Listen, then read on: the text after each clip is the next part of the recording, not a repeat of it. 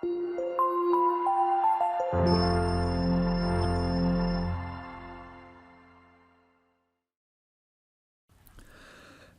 ಸ್ನೇಹಿತರೆ, ಅಮೋಘ ವರ್ಷ ಕೋಚಿಂಗ್ ಸೆಂಟರ್ ಯೂಟ್ಯೂಬ್ ಚಾನಲ್ಗೆ ನಿಮಗೆಲ್ಲ ಸ್ವಾಗತ. ಇವತ್ತಿನ ಪ್ರಮುಖವಾದಂತಹ ಕರೆಂಟ್ ಅಫೇರ್ಸ್ ಟಾಪಿಕ್ಗಳನ್ನು ಡಿಸ್ಕಸ್ ಮಾಡೋಣ. ಇವತ್ತಿನ ಡಿಸ್ಕಷನನ್ನು ಪ್ರಾರಂಭ ಮಾಡೋದಕ್ಕಿಂತ ಮುಂಚೆ ಕಳೆದ ಸೆಷನ್ನಲ್ಲಿ ಕೇಳಲಾದಂತಹ ಪ್ರಶ್ನೆಯ ಸರಿಯಾದ ಉತ್ತರ ಏನು ಅಂತ ತಿಳಿದುಕೊಳ್ಳೋಣ. ಮಾಚು ಪಿಚ್ಚು ಅನ್ನುವ ಈ ವಿಶ್ವ ಪರಂಪರೆಯ ತಾಣ ಯಾವ ದೇಶದಲ್ಲಿದೆ ಅಂತ ಪ್ರಶ್ನೆಯನ್ನು ಕೇಳಲಾಗಿತ್ತು.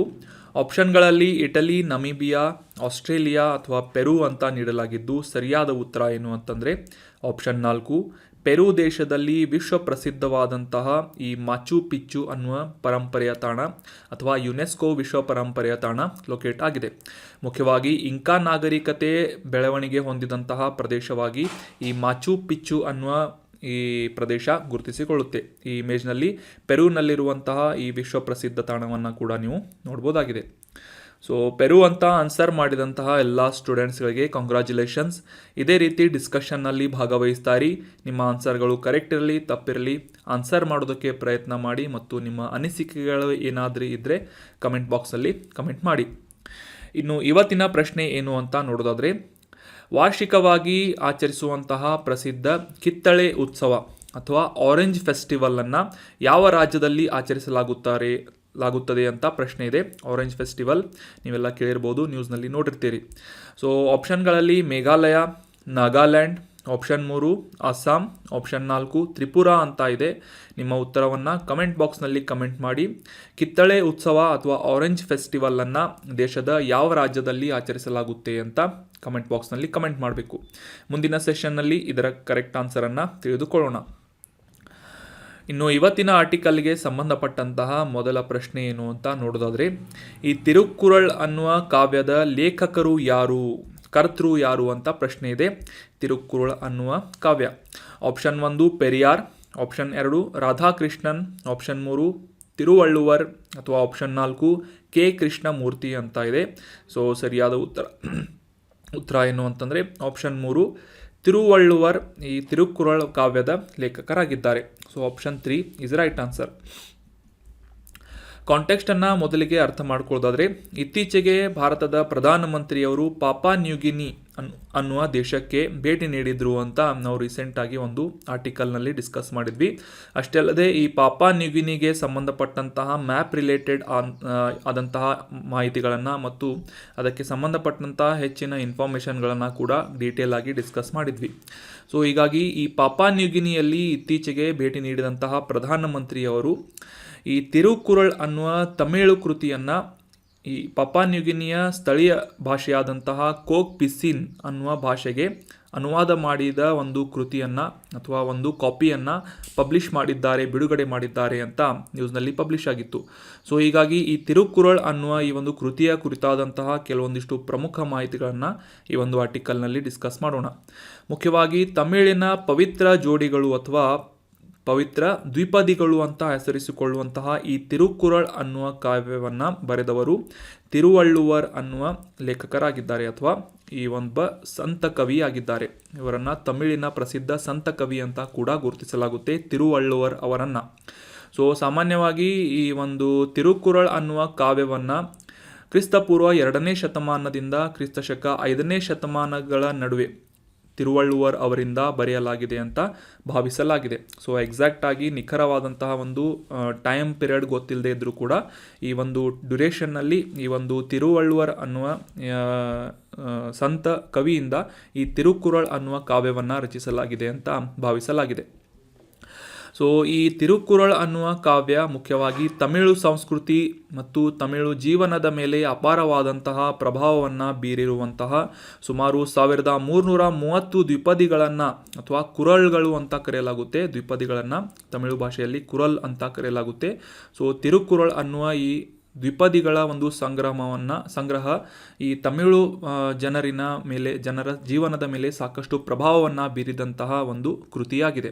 ಮುಖ್ಯವಾಗಿ ಜನರ ನೈತಿಕತೆ, ಆಡಳಿತ, ಪ್ರೀತಿ, ಆಧ್ಯಾತ್ಮಿಕತೆ ಸೇರಿದಂತೆ ಜೀವನದ ಸಾಕಷ್ಟು ವೈವಿಧ್ಯಮಯವಾದಂತಹ ಅಂಶಗಳ ಆಧಾರದ ಮೇಲೆ ಈ ಒಂದು ಕೃತಿಯನ್ನು, ಕಾಲಾತೀತವಾದಂತಹ ಬುದ್ಧಿವಂತಿಕೆಯ ಕೃತಿಯನ್ನು ರಚಿಸಲಾಗಿದೆ ತಿರುವಳ್ಳುವರ್ ಅವರಿಂದ.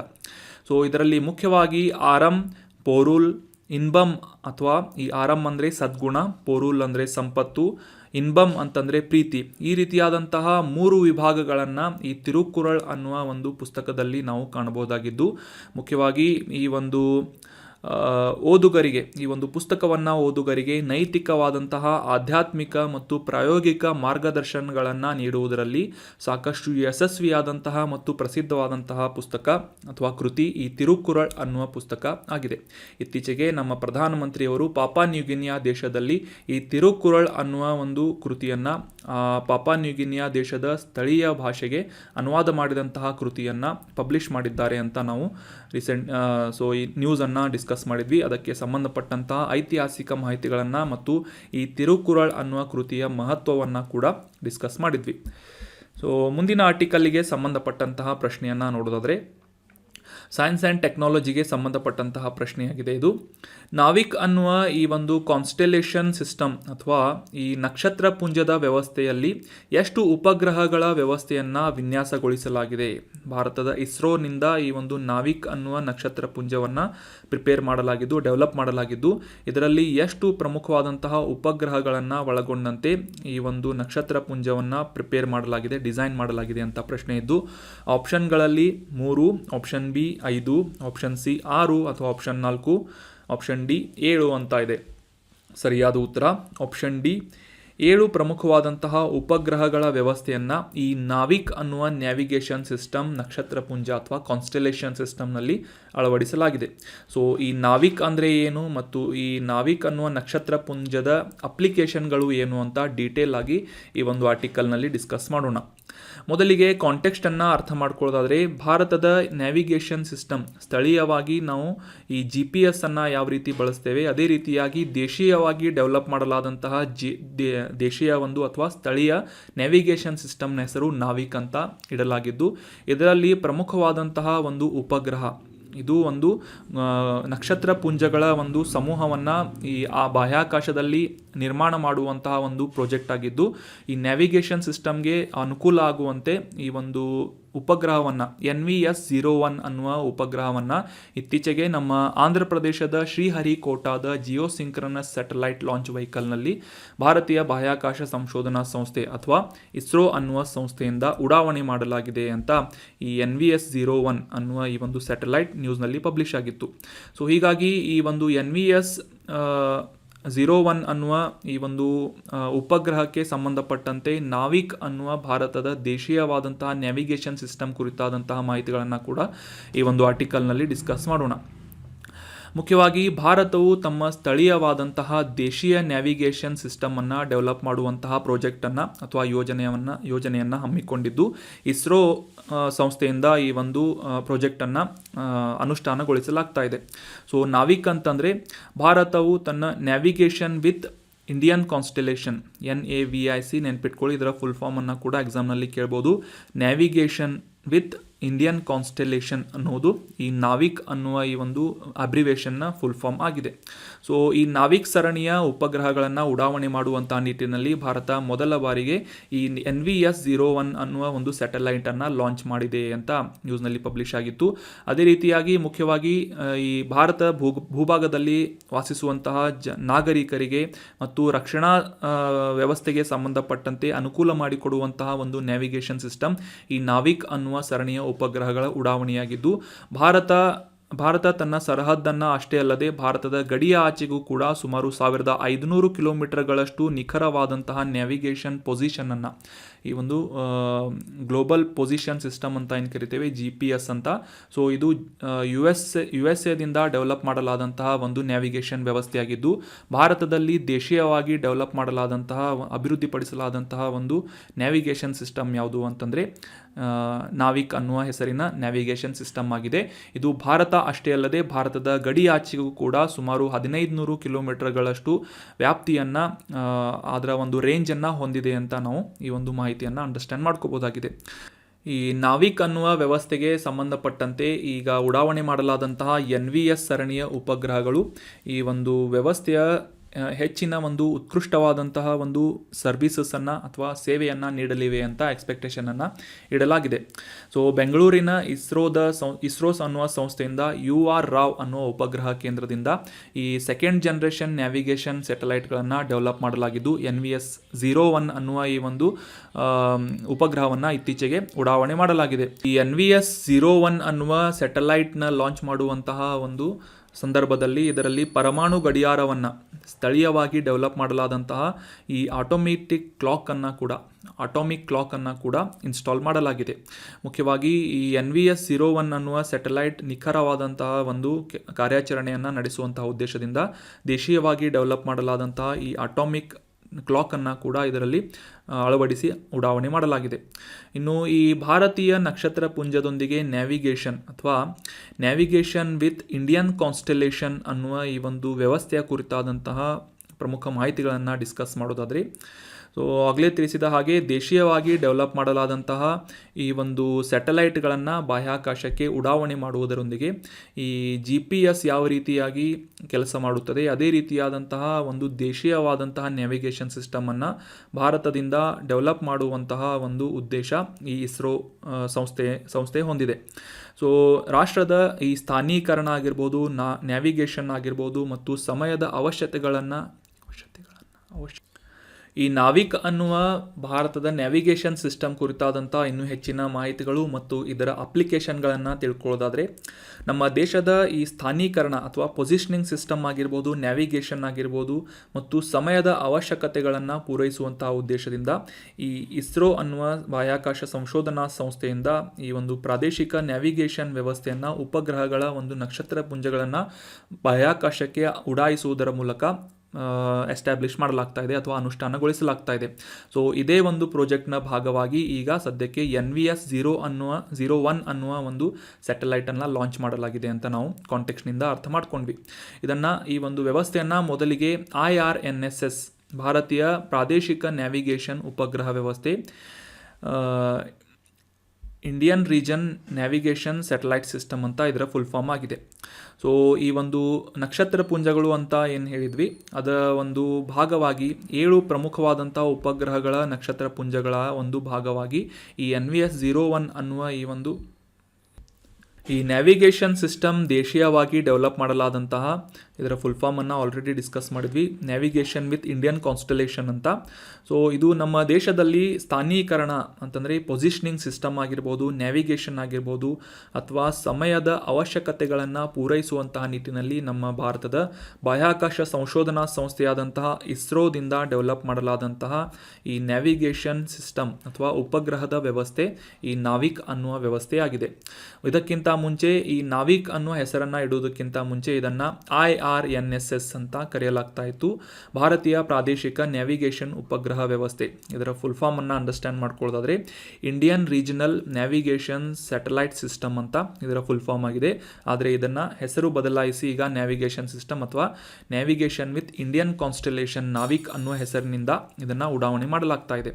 ಸೊ ಈ ಒಂದು ಪ್ರಾಜೆಕ್ಟ್ನಲ್ಲಿ ಮುಖ್ಯವಾಗಿ 7 ಉಪಗ್ರಹಗಳ ನಕ್ಷತ್ರ ಪುಂಜಗಳನ್ನು ಉಡಾವಣೆ ಮಾಡುವಂತಹ ಒಂದು ಯೋಜನೆಯನ್ನು ಇಸ್ರೋದಿಂದ ಹಮ್ಮಿಕೊಳ್ಳಲಾಗಿದ್ದು, ಈ ಭೂಮಿಯ ಮೇಲೆ ಪರಿಭ್ರಮಿಸುವಾಗ 24x7 ನೆಲದ ಕೇಂದ್ರಗಳ ಜಾಲದೊಂದಿಗೆ ಕಾರ್ಯನಿರ್ವಹಿಸುವಂತಹ ಒಂದು ಸಿಂಕ್ರೊನೈಸ್ ಮಾಡುವುದರ ಮೂಲಕ ಈ ಒಂದು ನಿಖರವಾದಂತಹ ಪೊಸಿಷನ್ ಆಗಿರ್ಬೋದು ಮತ್ತು ಈ ಟೈಮ್ ಆಗಿರ್ಬೋದು ಈ 2 ರೆಫರೆನ್ಸ್ಗಳನ್ನು ಇಟ್ಕೊಂಡು ನಿಖರವಾದಂತಹ ಒಂದು ಪೊಸಿಷನ್ ಸಿಸ್ಟಮನ್ನು ಎಸ್ಟಾಬ್ಲಿಷ್ ಮಾಡುವಂಥ ನಿಟ್ಟಿನಲ್ಲಿ ಈ ನಾವಿಕ್ ಅನ್ನುವ ಈ ಪ್ರಾಜೆಕ್ಟ್ ಸಾಕಷ್ಟು ಸಹಾಯಕಾರಿಯಾಗಲಿದೆ ಅಂತ ನಾವು ಎಕ್ಸ್ಪೆಕ್ಟ್ ಮಾಡ್ಬೋದಾಗಿದೆ. ಮುಂದಿನ ಕೆಲವು ದಿನಗಳಲ್ಲಿ ಈ ಒಂದು ನಾವಿಕ್ ಅನ್ನುವ ಈ ಒಂದು ನ್ಯಾವಿಗೇಷನ್ ಸಿಸ್ಟಮ್ ಎಸ್ಟಾಬ್ಲಿಷ್ ಆದ ನಂತರ ಈ GPS ಬದಲಾಗಿ ನಾವು ಈಗ ಗೂಗಲ್ ಮ್ಯಾಪನ್ನು ಯಾವ ರೀತಿ ಉಪಯೋಗಿಸ್ತೇವೆ ಅದೇ ರೀತಿಯಾಗಿ ನ್ಯಾವಿಗೇಷನ್ ಸಿಸ್ಟಮ್ ಆದಂತಹ ಈ ನಾವಿಕ್ ಅನ್ನುವ ಒಂದು ವ್ಯವಸ್ಥೆಯನ್ನು ಕೂಡ ಯೂಸ್ ಮಾಡಬಹುದಾಗಿದೆ.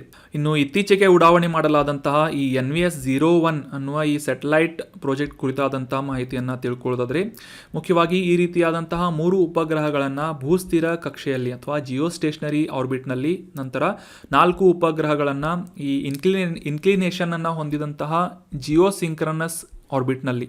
ಸೊ ಇದರ ವ್ಯತ್ಯಾಸ ಏನು ಅಂತಂದರೆ, ಭೂಸ್ಥಿರ ಕಕ್ಷೆಯ ಉಪಗ್ರಹ ಅಥವಾ ಜಿಯೋ ಸ್ಟೇಷನರಿ ಅಂತಂದರೆ ಈ ಭೂಮಿಯ ಸಮಭಾಜಕ ವೃತ್ತದಲ್ಲಿ ಎಕ್ಸಾಕ್ಟಾಗಿ ಬಾಹ್ಯಾಕಾಶದಲ್ಲಿ ಪ್ಲೇಸ್ ಮಾಡಲಾಗುವಂತಹ ಸ್ಯಾಟಲೈಟನ್ನು ಜಿಯೋ ಸ್ಟೇಷನರಿ ಸ್ಯಾಟಲೈಟ್ ಅಂತ ಕರೆಯಲಾಗುತ್ತೆ.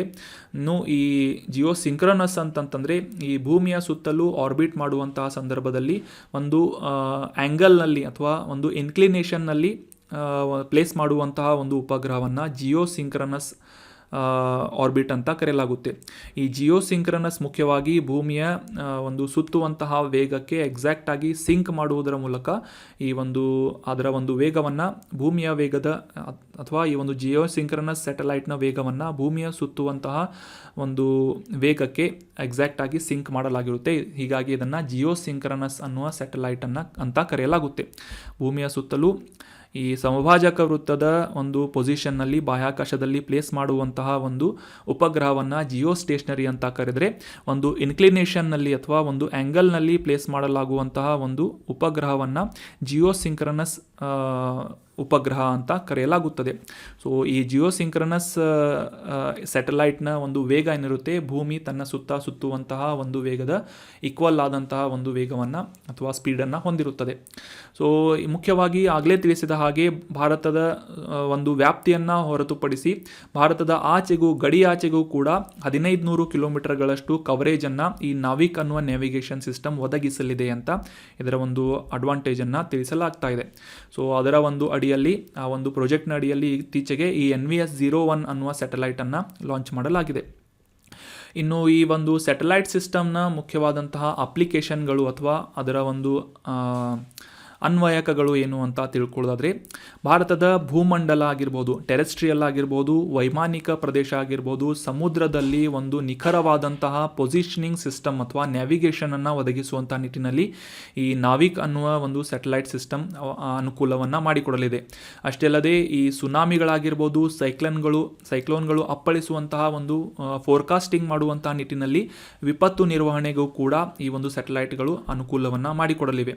ನ್ಯಾವಿಗೇಷನ್ ಸಿಸ್ಟಮ್ ನಾವಿಕ್ ಮಾಡಿಕೊಡಲಿದೆ.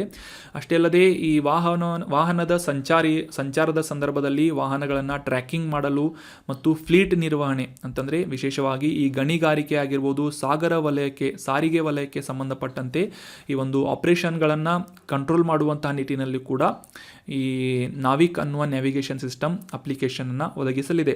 ಮತ್ತು ಮೊಬೈಲ್ ಫೋನ್ಗಳಲ್ಲಿ ಕೂಡ ಸಿಂಕ್ ಮಾಡುವುದರ ಮೂಲಕ ಈ ಒಂದು ಪೊಸಿಷನಿಂಗ್ ಸಿಸ್ಟಮನ್ನು ಒದಗಿಸುವಂತಹ ಒಂದು ಪ್ರಮುಖವಾದಂತಹ ಅಪ್ಲಿಕೇಶನ್ ನಾವಿಕ್ ಅನ್ನುವ ಅಪ್ಲಿಕೇಶನ್ ಆಗಿ ಹೊರಹೊಮ್ಮಲಿದೆ ಅಂತ ನಾವು ಎಕ್ಸ್ಪೆಕ್ಟೇಷನನ್ನು ಮುಂದಿನ ವರ್ಷಗಳಲ್ಲಿ ಮಾಡಬಹುದಾಗಿದೆ. ಸೊ ಅಷ್ಟೇ ಅಲ್ಲದೆ ನಿಖರವಾದಂತಹ ಸಮಯಗಳು, ಮುಖ್ಯವಾಗಿ ATMಗಳಲ್ಲಾಗಿರ್ಬೋದು, ಪವರ್ ಗ್ರಿಡ್ಗಳಲ್ಲಾಗಿರ್ಬೋದು, ಈ ಒಂದು ಸಾಧನಗಳಲ್ಲಿ ಅಥವಾ ಈ ಒಂದು ಇನ್ಸ್ಟಾಲೇಷನ್ಗಳಲ್ಲಿ ಸಾಕಷ್ಟು ನಿಖರವಾದಂತಹ ಸಮಯದ ಅವಶ್ಯಕತೆ ಇರುತ್ತದೆ. ಸೊ ಹೀಗಾಗಿ ಪರಮಾಣು ಗಡಿಯಾರವನ್ನು ಕೂಡ ಈ NVS-01 ಅನ್ನುವ ಸ್ಯಾಟಲೈಟ್ ಮೂಲಕ ಉಡಾವಣೆ ಮಾಡಲಾಗಿದೆ ಅಂತ ನಾವು ಈಗ ಲಾಸ್ಟ್ ಸ್ಲೈಡ್ನಲ್ಲಿ ಡಿಸ್ಕಸ್ ಮಾಡಿದ್ವಿ. ಸೊ ಅಷ್ಟೇ ಅಲ್ಲದೆ ಮ್ಯಾಪಿಂಗ್ ಆಗಿರ್ಬೋದು, ಜಿಯೋ ಡೇಟಾ ಕ್ಯಾಪ್ಚರ್ ಆಗಿರ್ಬೋದು, ಈ ರೀತಿಯಾದಂತಹ ಸಾಕಷ್ಟು ಪ್ರಮುಖವಾದಂತಹ ವೈವಿಧ್ಯಮಯವಾದಂತಹ ಅಪ್ಲಿಕೇಶನ್ಗಳನ್ನು ಈ ನಾವಿಕ್ ಅನ್ನುವ ನ್ಯಾವಿಗೇಷನ್ ಸಿಸ್ಟಮ್ ಹೊಂದಿದೆ ಅಂತ ನಾವು ಡೀಟೇಲ್ ಆಗಿ ಅಂಡರ್ಸ್ಟ್ಯಾಂಡ್ ಮಾಡ್ಕೊಂಡ್ವಿ. ಇದನ್ನು ಸಿಂಪಲ್ ಆಗಿ ಅಂಡರ್ಸ್ಟ್ಯಾಂಡ್ ಮಾಡ್ಕೊಳ್ಳೋದಾದರೆ ಭಾರತದ GPS ಅಂತ ನೀವು ಅಂಡರ್ಸ್ಟ್ಯಾಂಡ್ ಮಾಡ್ಕೋಬೋದಾಗಿದೆ. ಯಾವ ರೀತಿಯಾಗಿ ಈಗ ನಾವು ಸದ್ಯಕ್ಕೆ ಮೊಬೈಲ್ ಫೋನ್ಗಳಲ್ಲಿ, ಸ್ಮಾರ್ಟ್ ಫೋನ್ಗಳಲ್ಲಿ ಈ GPS ಅನ್ನು USA ಡೆವಲಪ್ ಮಾಡಲಾದಂತಹ GPS ಅಪ್ಲಿಕೇಶನನ್ನು ಬಳಸ್ತೇವೆ. ಅದೇ ರೀತಿಯಾಗಿ ಮುಂದಿನ ವರ್ಷಗಳಲ್ಲಿ ದೇಶೀಯವಾಗಿ ಡೆವಲಪ್ ಮಾಡಲಾದಂತಹ ನಾವಿಕ್ ಅನ್ನುವ ಈ GPS ಸಿಸ್ಟಮ್ ಕಾರ್ಯರೂಪದಲ್ಲಿ ಬರಲಿದೆ ಅಂತ ನಾವು ಎಕ್ಸ್ಪೆಕ್ಟ್ ಮಾಡ್ಬೋದಾಗಿದೆ. ಸೊ ಐ ಹೋಪ್ ಈ ಕಂಪ್ಲೀಟ್ ಆದಂತಹ ಕಾನ್ಸೆಪ್ಟ್ ನಿಮಗೆ ಅಂಡರ್ಸ್ಟ್ಯಾಂಡ್ ಆಯಿತು ಅಂತ ಅನ್ಕೋತೀನಿ. ಇನ್ನು ಮುಂದಿನ ಆರ್ಟಿಕಲ್ಗೆ ಸಂಬಂಧಪಟ್ಟಂತಹ ಪ್ರಶ್ನೆ ಏನು ಅಂತ ನೋಡೋದಾದರೆ, ಈ ಕೆಳಗಿನ ಯಾವ ರಾಜ್ಯ ಅಥವಾ ಕೇಂದ್ರಾಡಳಿತ ಪ್ರದೇಶದಲ್ಲಿ ಈ ನೀತಿ ಪಾಸ್ ಅನ್ನುವ ರಸ್ತೆ ಮಾರ್ಗ ಲೊಕೇಟ್ ಆಗಿದೆ ಅಂತ ಪ್ರಶ್ನೆ ಇದೆ. ಆಪ್ಷನ್ಗಳಲ್ಲಿ ಜಮ್ಮು ಮತ್ತು ಕಾಶ್ಮೀರ, ಆಪ್ಷನ್ 2 ಲದಾಖ್, ಆಪ್ಷನ್ 3 ಹಿಮಾಚಲ್ ಪ್ರದೇಶ್ ಅಥವಾ ಆಪ್ಷನ್ 4 ಉತ್ತರಾಖಂಡ್ ಅಂತ ಇದ್ದು ಸರಿಯಾದ ಉತ್ತರ ಆಪ್ಷನ್ 4 ನೀತಿ ಪಾಸ್ ಇದು ರಸ್ತೆ ಮಾರ್ಗ ಉತ್ತರಾಖಂಡದಲ್ಲಿ ಲೊಕೇಟ್ ಆಗಿದೆ. So option 4 Uttarakhand is right answer. ಕಾಂಟೆಕ್ಸ್ಟನ್ನು ಮೊದಲಿಗೆ ಅರ್ಥ ಮಾಡ್ಕೊಳ್ಳೋದಾದರೆ, ಇತ್ತೀಚೆಗೆ ನೀತಿ ಪಾಸ್ನಲ್ಲಿ ಸಾರಂಗ್ ಪೋಲಿಂಗ್ ಜಿಂಡು ಅನ್ನುವ ಪ್ರದೇಶದಲ್ಲಿ ಚೀನಾದಿಂದ ಈ ರಸ್ತೆ ಸಂಪರ್ಕ ಮತ್ತು ಹೆಲಿಪ್ಯಾಡ್ಗಳನ್ನು ಮತ್ತೊಮ್ಮೆ ಮರು ನಿರ್ಮಾಣ ಮಾಡಲಾಗ್ತಾ ಇದೆ ಅಂತ ನಮ್ಮ ರಕ್ಷಣಾ ಸಿಬ್ಬಂದಿಯಿಂದ ಒಂದು ಮಾಹಿತಿಯನ್ನು ಕನ್ಫರ್ಮ್ ಮಾಡಿಕೊಳ್ಳಲಾಗಿದೆ ಅಂತ ಈ ನೀತಿ ಪಾಸ್ ನ್ಯೂಸ್ನಲ್ಲಿ ಪಬ್ಲಿಷ್ ಆಗಿತ್ತು ಅಥವಾ ನ್ಯೂಸ್ನಲ್ಲಿ ಬಂದಿತ್ತು. ಸೊ ಹೀಗಾಗಿ ನೀತಿ ಪಾಸ್ ನ್ಯೂಸ್ನಲ್ಲಿರುವುದರಿಂದ ಇದಕ್ಕೆ ಸಂಬಂಧಪಟ್ಟಂತಹ ಕೆಲವೊಂದಿಷ್ಟು ಪ್ರಮುಖ ಅಂಶಗಳು, ಅದರಲ್ಲೂ ಮುಖ್ಯವಾಗಿ ಇದರ location examination point of view ನಮಗೆ ಇಂಪಾರ್ಟೆಂಟ್ ಆಗುತ್ತೆ. ಸೊ ಹೀಗಾಗಿ ನೀತಿ ಪಾಸ್ ಎಲ್ಲಿದೆ ಮತ್ತು ಇದರ ವಿಶೇಷತೆಗಳು ಏನು ಅಂತ ಈ ಒಂದು ಆರ್ಟಿಕಲ್ನಲ್ಲಿ ಡಿಸ್ಕಸ್ ಮಾಡೋಣ. ಮುಖ್ಯವಾಗಿ ಭಾರತ ಮತ್ತು ಚೀನಾದ ಗಡಿಯಲ್ಲಿರುವಂತಹ 5086 ಮೀಟರ್ ಸಮುದ್ರ ಮಟ್ಟದಿಂದ ಎತ್ತರದಲ್ಲಿರುವಂತಹ ಒಂದು ಮಾರ್ಗ ಈ ನೀತಿ ಪಾಸ್ ಅನ್ನುವ ಅಂತಾರಾಷ್ಟ್ರೀಯ ಎತ್ತರ ಪರ್ವತ ಪ್ರದೇಶದ ಒಂದು ಮಾರ್ಗವಾಗಿ ಗುರುತಿಸಿಕೊಳ್ಳುತ್ತೆ. ನೆನ್ಪಿಟ್ಕೊಳ್ಳಿ, ಭಾರತ ಮತ್ತು ಚೀನಾದ ಗಡಿಯಲ್ಲಿ ಈ ನೀತಿ ಪಾಸ್ ಲೊಕೇಟ್ ಆಗಿದೆ. ಅಷ್ಟೇ ಅಲ್ಲದೆ ನಮ್ಮ ಭಾರತದ ಉತ್ತರಾಖಂಡ ರಾಜ್ಯದಲ್ಲಿ ಮತ್ತು ಈ ಚೀನಾ ಆಕ್ರಮಿತವಾದಂತಹ ದಕ್ಷಿಣ ಟಿಬೇಟ್ನಲ್ಲಿ ಈ ನೀತಿ ಪಾಸನ್ನು ಎಕ್ಸಾಕ್ಟಾಗಿ ನಾವು ಗುರುತಿಸಬಹುದಾಗಿದೆ. ಈ ಒಂದು ಇಮೇಜ್ನಲ್ಲಿ ಕ್ಲಿಯರ್ ಆಗಿ ನೀವು ಅಂಡರ್ಸ್ಟ್ಯಾಂಡ್ ಮಾಡ್ಕೋಬೋದು. ಭಾರತದ ಉತ್ತರಾಖಂಡ ರಾಜ್ಯದ ಟಿಬೇಟ್ ಮತ್ತು ಈ ಚೀನಾ ಅಥವಾ ಚೀನಾ ಆಕ್ರಮಿತ ಟಿಬೇಟ್ ಮತ್ತು ಭಾರತದ ಉತ್ತರಾಖಂಡ ರಾಜ್ಯಗಳನ್ನು ಕನೆಕ್ಟ್ ಮಾಡುವಂತಹ ಒಂದು ಪಾಸ್ ಅಥವಾ ಮಾರ್ಗ ನೀತಿ ಪಾಸ್ ಅಂತ ಗುರುತಿಸಿಕೊಳ್ಳುತ್ತೆ. ಸೊ ಅದೇ ರೀತಿಯಾಗಿ ಈ ಒಂದು ಮ್ಯಾಪ್ನಲ್ಲಿ ಕ್ಲಿಯರ್ ಆಗಿ ನೀವು ನೋಡ್ಬೋದು ಯಾವ ರೀತಿಯಾಗಿ ಉತ್ತರಾಖಂಡದಲ್ಲಿ ಇನ್ನೂ ಉಳಿದಂತಹ ಕೆಲವೊಂದಿಷ್ಟು ಪ್ರಮುಖ ಪಾಸ್ಗಳು ಯಾವುವು ಅಂತಂದರೆ ಈ ಮೂಲಿಂಗ್ಲಾ ಪಾಸ್, ಮಾಂಗ್ಶಾ ದುರಾ ಪಾಸ್ ಮತ್ತು ತ್ರೈಲಿ ಪಾಸ್, ನೀತಿ ಪಾಸ್, ಲಿಪು ಲೇಕ್, ಮಾನಾ ಪಾಸ್, ಈ ರೀತಿಯಾದಂತಹ ಸಾಕಷ್ಟು ರಸ್ತೆ ಮಾರ್ಗಗಳು ಅಥವಾ ಪಾಸ್ಗಳನ್ನು ಈ ಉತ್ತರಾಖಂಡ್ ರಾಜ್ಯ ಹೊಂದಿದೆ. ಅದರಲ್ಲಿ ಮುಖ್ಯವಾಗಿ ಮಾನಾ ಪಾಸ್, ಲಿಪು ಲೇಕ್ ಪಾಸ್ ಮತ್ತು ನೀತಿ ಪಾಸ್ಗಳು ಪ್ರಮುಖವಾದಂತಹ ರಸ್ತೆ ಮಾರ್ಗಗಳಾಗಿದ್ದು ಭಾರತದ ಈ ಸಮುದ್ರ ಮಟ್ಟದಿಂದ ಅತ್ಯಂತ ಎತ್ತರದಲ್ಲಿರುವಂತಹ ಕೆಲವೊಂದಿಷ್ಟು ಪಾಸ್ಗಳಲ್ಲಿ ಅಥವಾ ರಸ್ತೆ ಮಾರ್ಗಗಳಲ್ಲೂ ಕೂಡ ಈ ನೀತಿ ಪಾಸ್ ಒಂದಾಗಿ ಗುರುತಿಸಿಕೊಳ್ಳುತ್ತೆ. ಸೊ ಇನ್ನು ಇದರ ವಿಶೇಷತೆಗಳನ್ನು ತಿಳ್ಕೊಳ್ಳೋದಾದರೆ ಭಾರತ ಮತ್ತು ಟಿಬೇಟ್ ನಡುವಿನ ಪ್ರಾಚೀನ ವ್ಯಾಪಾರ ಮಾರ್ಗವಾಗಿ ಕೂಡ ಈ ನೀತಿ ಪಾಸ್ ಗುರುತಿಸಿಕೊಳ್ತಾ ಇತ್ತು. 1962ರಲ್ಲಿ ಚೀನಾ ಮತ್ತು ಭಾರತದ ಈ ಯುದ್ಧದ ನಂತರ ಈ ಒಂದು ನೀತಿ ಪಾಸನ್ನು ಮುಚ್ಚಲಾಗಿತ್ತು. ಸೊ ಇದೇ ಒಂದು ಪ್ರದೇಶದಲ್ಲಿ ಈಗ ಚೀನಾದಿಂದ ಹೆಲಿಪ್ಯಾಡ್ಗಳನ್ನು ಮತ್ತು ರಸ್ತೆ ಮಾರ್ಗಗಳನ್ನು ಕೂಡ ಅಭಿವೃದ್ಧಿಪಡಿಸಲಾಗ್ತಾ ಇದೆ ಅಂತ ಭಾರತದ ಭದ್ರತಾ ಸಿಬ್ಬಂದಿಯಿಂದ ವರದಿ ಮಾಡಲಾಗಿದೆ ಅಂತ ನಾವು ಕಾಂಟೆಕ್ಸ್ಟ್ನಲ್ಲಿ ಅರ್ಥ ಮಾಡ್ಕೊಂಡ್ವಿ. ಸೊ ಈ ನೀತಿ ಪಾಸನ್ನು ಹೊಂದಿದಂತಹ ನೀತಿ ಕಣಿವೆ, ಉತ್ತರಾಖಂಡದಲ್ಲಿರುವಂತಹ ಈ ನೀತಿ ಕಣಿವೆಯ ಕುರಿತಾದಂತಹ ಕೆಲವೊಂದಿಷ್ಟು ವಿಶೇಷತೆಗಳನ್ನು ಕೂಡ examination point of view cover ಮಾಡಿಬಿಡೋಣ. ಉತ್ತರಾಖಂಡದ ಈ ಚಮೋಲಿ ಜಿಲ್ಲೆಯ ಗರ್ವಾಲ್ ರೀಜನ್ನಲ್ಲಿ ಈ ನೀತಿ ಕಣಿವೆ ಲೊಕೇಟ್ ಆಗಿದ್ದು ಮುಖ್ಯವಾಗಿ ಈ ಕಾಳಿ ನದಿಯ ಪ್ರಮುಖವಾದಂತಹ ಉಪನದಿಯಾದಂತಹ ಧೌಲಿ ಗಂಗಾ ಅನ್ನುವ ನದಿ ಈ ನೀತಿ ಕಣಿವೆಯ ಮೂಲಕ ಹರಿದು ಹೋಗುತ್ತದೆ. ಅದೇ ರೀತಿಯಾಗಿ ಸುಮಾರು 3600 ಮೀಟರ್ ಎತ್ತರದಲ್ಲಿರುವಂತಹ ಈ ನೀತಿ ಕಣಿವೆ ನಂದಾದೇವಿ ಬಯೋಸ್ಫಿಯರ್ ರಿಸರ್ವ್ನ ಒಂದು ಭಾಗವಾಗಿ ಭಾರತ ಮತ್ತು ಚೀನಾದ ಗಡಿಯ ನಡುವೆ ಇರುವಂತಹ ಕೊನೆಯ ಗ್ರಾಮವಾಗಿ ನೀತಿ ಕಣಿವೆ ಗುರುತಿಸಿಕೊಳ್ಳುತ್ತೆ. ನೀತಿ ವ್ಯಾಲಿ ಅಂತ ಕೂಡ ನೀವು ನ್ಯೂಸ್ನಲ್ಲಿ ಓದಿರಬಹುದು. ಸೊ ನೆನ್ಪಿಟ್ಕೊಳ್ಳಿ. ಅದೇ ರೀತಿಯಾಗಿ ಉತ್ತರಾಖಂಡದಲ್ಲಿರುವಂತಹ ಈ ನಂದಾದೇವಿ ಬಯೋಸ್ಫಿಯರ್ ರಿಸರ್ವ್ ಕೂಡ ನಾವು ಇದರ ಬಗ್ಗೆ ಕೂಡ ಒಂದು ಆರ್ಟಿಕಲ್ನಲ್ಲಿ ರೀಸೆಂಟಾಗಿ ಡಿಸ್ಕಸ್ ಮಾಡಿದ್ವಿ. ನಂದಾದೇವಿ ಬಯೋಸ್ಫಿಯರ್ ರಿಸರ್ವ್ ನೆನ್ಪಿಟ್ಕೊಳ್ಳಿ ಉತ್ತರಾಖಂಡದಲ್ಲಿದೆ. ಸೊ ಇದು ನೀತಿ ಕಣಿವೆಯ ಒಂದು ಪ್ರಮುಖವಾದಂತಹ ಭಾಗವಾಗಿದೆ. ಸೊ ಇನ್ನು ಮುಂದಿನ ಆರ್ಟಿಕಲ್ಗೆ ಸಂಬಂಧಪಟ್ಟಂತಹ ಪ್ರಶ್ನೆ, ಔರಾಂಗ್ ರಾಷ್ಟ್ರೀಯ ಉದ್ಯಾನವನ ಇತ್ತೀಚೆಗೆ ನ್ಯೂಸ್ನಲ್ಲಿತ್ತು. ಸೊ ಇದು ಯಾವ ರಾಜ್ಯದಲ್ಲಿದೆ ಅಂತ ಪ್ರಶ್ನೆ ಇದೆ. ಆಪ್ಷನ್ಗಳಲ್ಲಿ ಆಸಾಮ್, ಆಪ್ಷನ್ 2 ಮೇಘಾಲಯ, ಆಪ್ಷನ್ 3 ನಾಗಾಲ್ಯಾಂಡ್ ಅಥವಾ ಆಪ್ಷನ್ 4 ಸಿಕ್ಕಿಂ ಅಂತ ಇದ್ದು ಸರಿಯಾದ ಉತ್ತರ ಆಪ್ಷನ್ 1 ಅಸ್ಸಾಂ ರಾಜ್ಯದಲ್ಲಿ ಈ ಔರಾಂಗ್ ಅನ್ನುವ ರಾಷ್ಟ್ರೀಯ ಉದ್ಯಾನವನ ಲೊಕೇಟ್ ಆಗಿದೆ. So option 1 is right answer. ಕಾಂಟೆಕ್ಸ್ಟನ್ನು ಮೊದಲಿಗೆ ಅರ್ಥ ಮಾಡ್ಕೊಳ್ಳೋದಾದರೆ ಇತ್ತೀಚೆಗೆ ಈ ಅಸ್ಸಾಂನಲ್ಲಿರುವಂತಹ ಔರಾಂಗ್ ರಾಷ್ಟ್ರೀಯ ಉದ್ಯಾನವನ ಮತ್ತು ಹುಲಿ ಸಂರಕ್ಷಿತ ಪ್ರದೇಶದಲ್ಲಿ ಘೇಂಡಾಮೃಗ, ವಯಸ್ಸಾದಂತಹ ಒಂದು ಘೇಂಡಾಮೃಗ ಸಾವನ್ನಪ್ಪಿದೆ ಅಂತ ನ್ಯೂಸ್ನಲ್ಲಿ ಪಬ್ಲಿಷ್ ಆಗಿತ್ತು.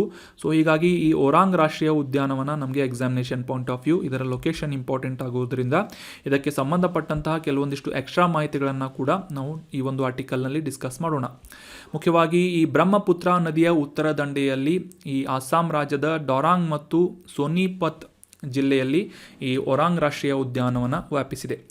ಈ ಒಂದು ಪ್ರದೇಶವನ್ನು 1985ರಲ್ಲಿ ಅಭಯಾರಣ್ಯ ಅಂತ ಗುರುತಿಸಲಾಯಿತು. ನಂತರ ನಮ್ಮ ಸರ್ಕಾರದಿಂದ 1999ರಲ್ಲಿ ಈ ಔರಾಂಗ್ ರಾಷ್ಟ್ರೀಯ ಉದ್ಯಾನವನ ಅಂತ ಇದನ್ನು ಘೋಷಣೆ ಮಾಡಲಾಯಿತು. ಸುಮಾರು 78 ಚದರ ಕಿಲೋಮೀಟರ್ಗಳಷ್ಟು ವ್ಯಾಪ್ತಿಯನ್ನು ಹೊಂದಿರುವಂತಹ ಈ ಔರಾಂಗ್ ರಾಷ್ಟ್ರೀಯ ಉದ್ಯಾನವನ 2016ರಲ್ಲಿ 49ನೇ ಭಾರತದ ಹುಲಿ ಸಂರಕ್ಷಿತ ಪ್ರದೇಶ, ಟೈಗರ್ ರಿಸರ್ವ್ ಅಂತ ಗುರುತಿಸಿಕೊಂಡಿತು.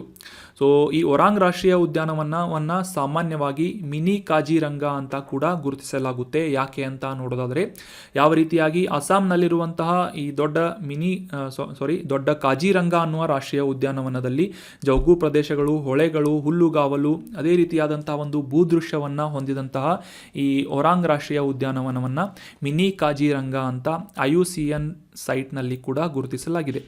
ಸೊ ನೆನ್ಪಿಟ್ಕೊಳ್ಳಿ, ಇಲ್ಲಿ ಪ್ರಮುಖವಾಗಿ ಕಂಡುಬರುವಂತಹ ಒಂದು ವಿಶೇಷ ಪ್ರಾಣಿ ಯಾವುದು ಅಂತಂದರೆ great Indian one horned rhinoceros ಅಥವಾ ಈ ಭಾರತೀಯ ಒಂದು ಕೊಂಬಿನ ಗೆಂಡಾಮೃಗ ಹೆಚ್ಚಾಗಿ ಈ ಒರಾಂಗ್ ರಾಷ್ಟ್ರೀಯ ಉದ್ಯಾನವನದಲ್ಲಿ ಗುರುತಿಸಿಕೊಳ್ಳುತ್ತೆ. ನೆನ್ಪಿಟ್ಕೊಳ್ಳಿ, ಅಸ್ಸಾಂ ರಾಜ್ಯದಲ್ಲಿ ಈ ಒರಾಂಗ್ ರಾಷ್ಟ್ರೀಯ ಉದ್ಯಾನವನ ಲೊಕೇಟ್ ಆಗಿದೆ. ಸೊ ಒರಾಂಗ್ ಅಷ್ಟೇ ಅಲ್ಲದೆ ಅಸ್ಸಾಂನಲ್ಲಿರುವಂತಹ ಇತರ ಪ್ರಮುಖ 7 ರಾಷ್ಟ್ರೀಯ ಉದ್ಯಾನವನವನ್ನು ಕೂಡ ನೋಡೋದಾದರೆ ಮಾನಸ, ಒರಾಂಗ್, ಅವುಗಳ ಲೊಕೇಶನನ್ನು ಕೂಡ ನೀಡಲಾಗಿದೆ. ನಮೇರಿ, ಕಾಜಿರಂಗ. ಸೊ ಇದೇ ರೀತಿಯಾಗಿ ಕಾಜಿರಂಗ ರಾಷ್ಟ್ರೀಯ ಉದ್ಯಾನವನ ಮತ್ತು ಒರಾಂಗ್ ರಾಷ್ಟ್ರೀಯ ಉದ್ಯಾನವನವನ್ನು ಕೂಡ ನಾವು ಡಿಸ್ಕಸ್ ಮಾಡಿದ್ವಿ. ಈ ಒರಾಂಗ್ ರಾಷ್ಟ್ರೀಯ ಉದ್ಯಾನವನವನ್ನು ಮಿನಿ ಕಾಜಿರಂಗ ಅಂತ ಕೂಡ ಗುರುತಿಸಲಾಗುತ್ತೆ. ಸೊ ಅದೇ ರೀತಿಯಾಗಿ ದಿಹಿಂಗ್ ಪಟ್ಕಾಯ್ ಅನ್ನುವ ಈ ಒಂದು ರಾಷ್ಟ್ರೀಯ ಉದ್ಯಾನವನವನ್ನು ಕೂಡ ನೋಡ್ಬೋದು. ದಿಬ್ರು ಸಿಕೋವಾ ಅನ್ನುವ ರಾಷ್ಟ್ರೀಯ ಉದ್ಯಾನವನವನ್ನು ಕೂಡ ಇಲ್ಲಿ ಲೊಕೇಟ್ ಮಾಡ್ಬೋದಾಗಿದೆ. ಸೊ ಇತ್ತೀಚೆಗೆ ಅಂದರೆ 2021ರಲ್ಲಿ ಈ 6ನೇ ಮತ್ತು 7ನೇ ರಾಷ್ಟ್ರೀಯ ಉದ್ಯಾನವನವಾಗಿ ಗುರುತಿಸಿಕೊಂಡಂತಹ ಈ ರೈಮೋನಾ ಅನ್ನುವ ರಾಷ್ಟ್ರೀಯ ಉದ್ಯಾನವನ ಮತ್ತು ದಿಹಿಂಗ್ ಪಟ್ಕಾಯ್ ಅನ್ನುವ ರಾಷ್ಟ್ರೀಯ ಉದ್ಯಾನವನವನ್ನು ಕೂಡ ನಾವು ನೋಡ್ಬೋದು. ಮೊದಲು 5 ರಾಷ್ಟ್ರೀಯ ಉದ್ಯಾನವನವನ್ನು ಹೊಂದಿದಂತಹ ಈ ಅಸ್ಸಾಂ ಸದ್ಯಕ್ಕೆ 7 ನ್ಯಾಷನಲ್ ಪಾರ್ಕ್ಗಳನ್ನು ಒಳಗೊಂಡಿದೆ. ರೈಮೋನಾ, ಮಾನಸ್, ಒರಾಂಗ್, ನಮೇರಿ, ಕಾಜಿರಂಗ, ದಿಬ್ರು ಶಿಕೋವಾ ಮತ್ತು ದಿಹಾಂಗ್ ಪಟ್ಕಾಯ್ ಈ ಎಲ್ಲ ರಾಷ್ಟ್ರೀಯ ಉದ್ಯಾನವನಗಳು ಕೂಡ ಈ ಅಸ್ಸಾಂ ರಾಜ್ಯದಲ್ಲಿ ಲೊಕೇಟ್ ಆದಂತಹ ನ್ಯಾಷನಲ್ ಪಾರ್ಕ್ಗಳಾಗಿವೆ. ಸೊ ಮುಂದಿನ ಪ್ರಶ್ನೆ, ಈ ಕೆಳಗಿನ ಯಾವ ರಾಜ್ಯದಲ್ಲಿ ಐತಿಹಾಸಿಕವಾದಂತಹ ಮಚಲಿಪಟ್ನಂ ಅನ್ನುವ ಬಂದರು ಲೊಕೇಟ್ ಆಗಿದೆ ಅಂತ ಪ್ರಶ್ನೆ ಇದೆ. ಆಪ್ಷನ್ಗಳಲ್ಲಿ ಒಡಿಶಾ, ಆಪ್ಷನ್ 2 ಆಂಧ್ರ ಪ್ರದೇಶ್, ಆಪ್ಷನ್ 3 ಚೆನ್ನೈ ಅಥವಾ ಆಪ್ಷನ್ 4 ಕೇರಳ ಅಂತ ಇದ್ದು ಸರಿಯಾದ ಉತ್ತರ ಆಪ್ಷನ್ 2 ಆಂಧ್ರ ಪ್ರದೇಶ್. ಆಂಧ್ರ ಪ್ರದೇಶದಲ್ಲಿ ಈ ಮಚಲಿಪಟ್ನಂ ಅನ್ನುವ ಬಂದರು ಲೊಕೇಟ್ ಆಗಿದೆ. So option 2 is right answer. ಇತ್ತೀಚೆಗೆ ಈ ಮಚಲಿಪಟ್ನಂ ಬಂದರು ನ್ಯೂಸ್ನಲ್ಲಿ ಯಾಕೆ ಇತ್ತು ಅಂತ ಕಾಂಟೆಕ್ಸ್ಟನ್ನು ಅರ್ಥ ಮಾಡ್ಕೊಳ್ಳೋದಾದರೆ, ಆಂಧ್ರ ಪ್ರದೇಶದ ಮುಖ್ಯಮಂತ್ರಿಯವರಿಂದ ಈ ಕೃಷ್ಣಾ ಜಿಲ್ಲೆಯ ಮಂಗಿನಪುಡಿಯಲ್ಲಿ ಮಚಲಿಪಟ್ನಂ ಬಂದರಿನ ಅಭಿವೃದ್ಧಿ ಕಾಮಗಾರಿ ಅದರ ಉದ್ಘಾಟನೆಯನ್ನು ಮಾಡಲಾಯಿತು ಅಂತ ಕಾಂಟೆಕ್ಸ್ಟ್ನಲ್ಲಿ ನಾವು ಅಂಡರ್ಸ್ಟ್ಯಾಂಡ್ ಮಾಡ್ಕೋಬೋದಾಗಿದೆ. ಸೊ ಹೀಗಾಗಿ ಈ ಮಚಲಿಪಟ್ನಂ ಅನ್ನುವ ಐತಿಹಾಸಿಕ ಬಂದರಿನ ಕುರಿತಾದಂತಹ ಕೆಲವೊಂದಿಷ್ಟು ಪ್ರಮುಖ ಮಾಹಿತಿಗಳನ್ನು ಈ ಒಂದು ಆರ್ಟಿಕಲ್ನಲ್ಲಿ ಡಿಸ್ಕಸ್ ಮಾಡೋಣ. ಬಂಗಾಳ ಕೊಲ್ಲಿಯ ಕರಾವಳಿಯಲ್ಲಿ ಮುಖ್ಯವಾಗಿ ಈ ಆಂಧ್ರ ಪ್ರದೇಶದ ಕರಾವಳಿ ಪ್ರದೇಶದ ಎಕ್ಸಾಕ್ಟ್ ಆಗಿ ಮಧ್ಯಭಾಗದಲ್ಲಿ ಈ ಮಚಲಿಪಟ್ನಂ ಬಂದರನ್ನು ನಾವು ಕಾಣಬಹುದಾಗಿದೆ. ಈ ಒಂದು ಇಮೇಜ್ನಲ್ಲಿ ಆಂಧ್ರ ಪ್ರದೇಶದ ಕರಾವಳಿ, ಬಂಗಾಳ ಕೊಲ್ಲಿಯ ಈ ಒಂದು ಕರಾವಳಿಯನ್ನು ನೋಡಿದರೆ ಸೊ ಅದರ ಎಕ್ಸಾಕ್ಟ್ ಮಧ್ಯಭಾಗದಲ್ಲಿ ಮಚಲಿಪಟ್ನಂ ಅನ್ನುವ ಬಂದರಿನ ಲೊಕೇಶನ್ನ ನಾವು ಗುರುತಿಸಬಹುದಾಗಿದೆ. ಸುಮಾರು 5,156 ಕೋಟಿ ರೂಪಾಯಿಗಳ ವೆಚ್ಚದಲ್ಲಿ ಈ ಭೂಮಾಲೀಕ ಮಾದರಿಯಲ್ಲಿ ಅಥವಾ ಲ್ಯಾಂಡ್ ಲಾರ್ಡ್ ಮಾಡೆಲ್ನಲ್ಲಿ ಈ ಬಂದರನ್ನು ರಾಜ್ಯ ಸರ್ಕಾರದಿಂದ ಡೆವಲಪ್ ಮಾಡಲಾಗ್ತಾ ಇದೆ. ಈ ಭೂಮಾಲೀಕ ಮಾದರಿ ಅಂತ ನಾವು ಅಂಡರ್ಸ್ಟ್ಯಾಂಡ್ ಮಾಡ್ಕೊಂಡ್ವಿ. ಮುಖ್ಯವಾಗಿ ಯಾವುದೇ ರೀತಿಯಾದಂಥ ಒಂದು ಬಂದರನ್ನು ಅಭಿವೃದ್ಧಿಪಡಿಸಲಿಕ್ಕೆ ಸಾಕಷ್ಟು ಹಣವನ್ನು ಖರ್ಚು ಮಾಡಬೇಕಾಗುತ್ತೆ.